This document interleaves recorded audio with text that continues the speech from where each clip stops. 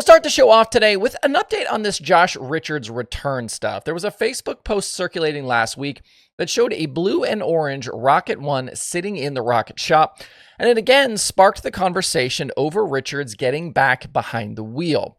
The four-time World of Outlaws Late Model Series champion hasn't raced since 2022, and this isn't the first time these rumors of Richards back in a Rocket house car have popped up.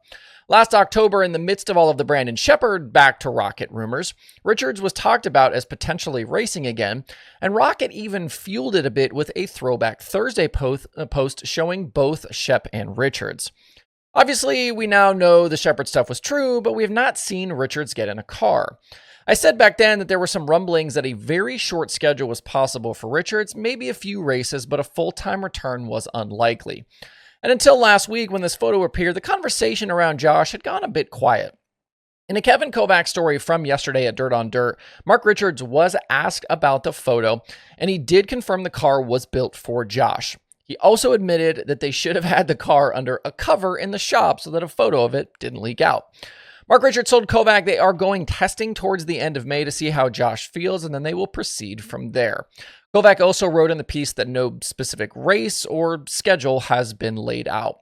That makes it sound like it's possible that no races could happen, but it would be a bit strange to completely wrap a car that has no plans of ever seeing an official race. You certainly don't need a full wrap on a car to go testing somewhere.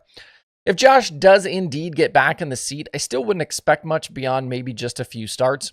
Josh's last win on a national tour came during a Show Me 100 prelim back in 2021, and his last championship season was 2017 with Lucas. If he does come back, though, and he has some speed, it could be valuable for this Rocket squad in improving their program. More information, another perspective, and another car on track certainly wouldn't hurt. It looked like B-Shep had turned a corner with back-to-back wins between the Illini 100 and then Mars at Cedar County. It's been up and down since then, though. They've had some top fives, but also that crash at Port Royal. They had a disappointing Mars race at 34 Raceway, and finishes outside the top 10 at Circle City with Lucas and Mississippi Thunder against the World of Outlaws. He was solid last night, though. It's at LaSalle, finishing fourth with the Flow Series.